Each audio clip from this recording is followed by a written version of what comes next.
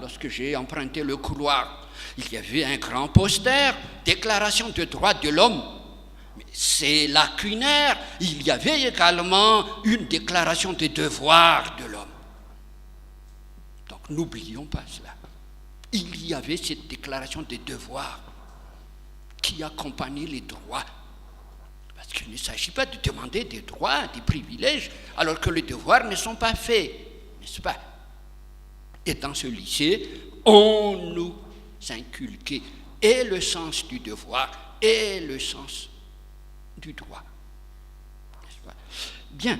Alors, ce que je voudrais, alors, en fin de compte, c'est que l'assistance ne verse pas dans une amnésie collective, parce que c'est scandaleux et c'est regrettable.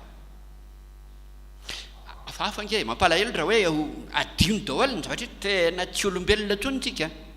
regrettable. C'est regrettable.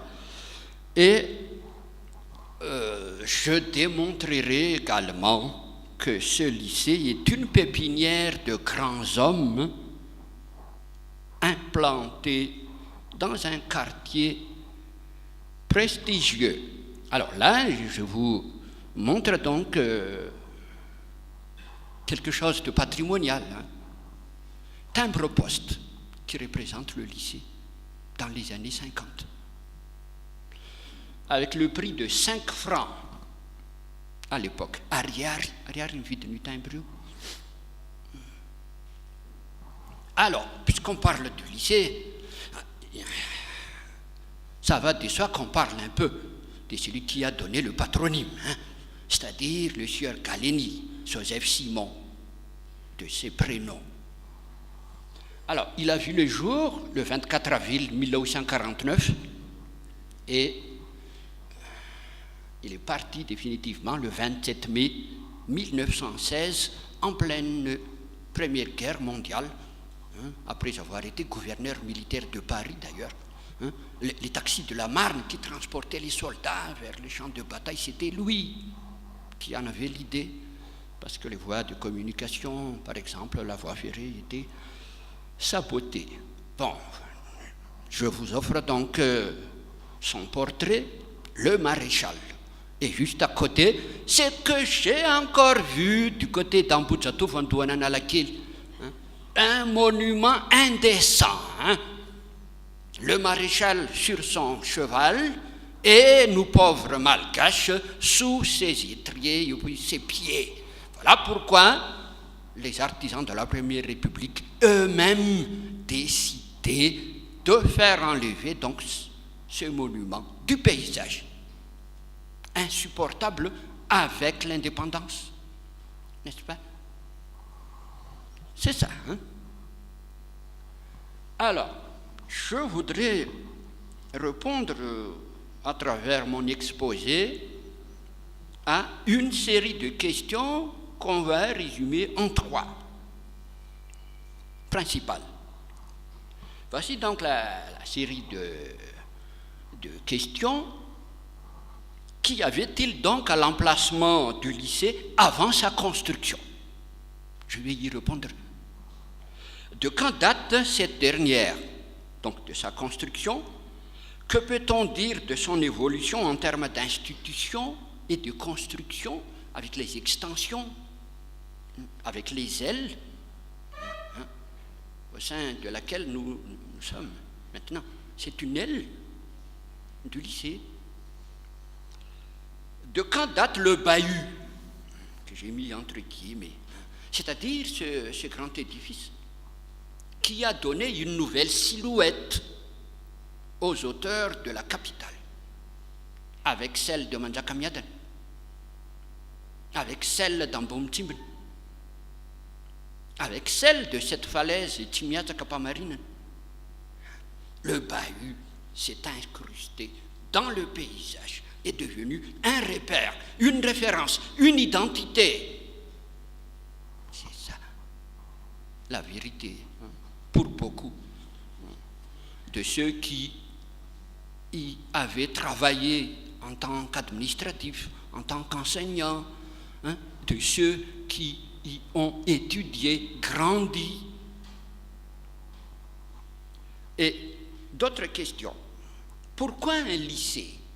Et justement, ici, à Andoual, mais pas ailleurs. Et au début du XXe siècle. Donc, au démarrage de la colonisation. Pourquoi ici, pas ailleurs? Pourquoi ici?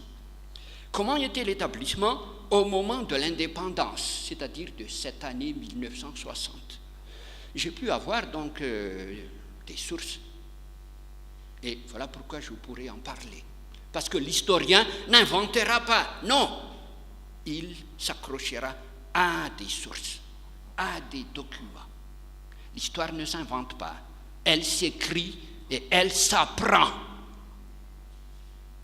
C'est ça l'histoire. Et souvent, au campus, nous qui sommes minoritaires, on nous dit, n'en diso. Fa zay be deabe, n'y en a une marne. De hoe ja, tazominy ny hevitra disonareo ary. Tazominy. Mais oui, parce que souvent, c'est la loi du plus grand nombre qui nous gouverne. Mais enfin, ça c'est une opinion. Et au fait, avant de répondre à tout cela, connaissons-nous bien ce quartier?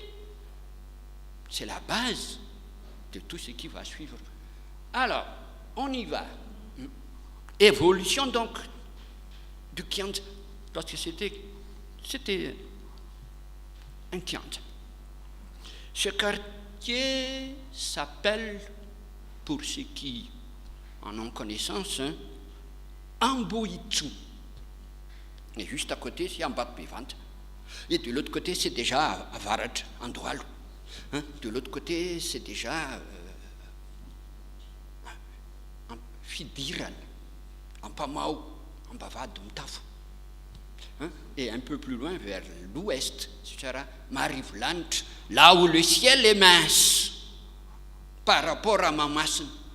Mais oui, une antique Marivland, mais Marivland, c'est un miakatamboun. Mais oui, farahin Mamassen, non, pour la bêtaka colis, farahin miakateno, devant Mikel, Manakakin. Voilà pourquoi il y a ce toponyme. Et ce n'est pas le seul qui soit pertinent. Allons donc dans la plaine, au trou du crocodile d'Avamambe, parce que le saurien était là. Mais oui, on peut faire parler les lieux à partir de leur dénomination. Bien, alors, c'était donc en Boïtou, où s'étaient installés depuis le roi Ndenzak, 1610-1630, des groupes qui l'accompagnaient depuis Mboumang. Je citerai parmi ces groupes les Anadjalamb.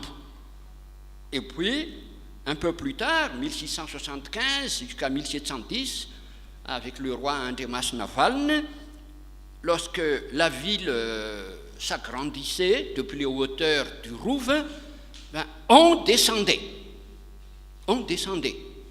particulièrement vers le nord, c'est-à-dire de ce côté-ci.